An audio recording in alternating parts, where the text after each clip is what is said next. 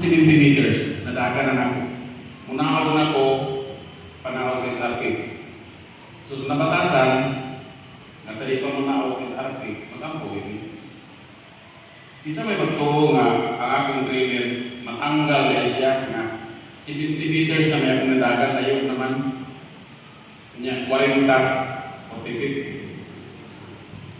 Pag ingon akong amin, arangkada ko, nagkurat ko kaya trainer ni nagapak na sa may ganyan kay dapat sa susunod.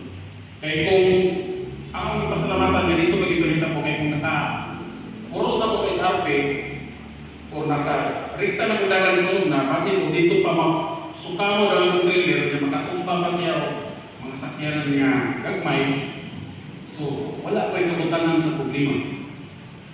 So ang akong ipangayon sa Ginoo kanunay na ubanan ko ilikay sa mga distrasya kunya sa mga stress na may tabok sa kadalanan antos magapon nga malipayon yung tanan sa kaloro. So mao na yung isiri niyo nga makampo grabe yung epektibo yun.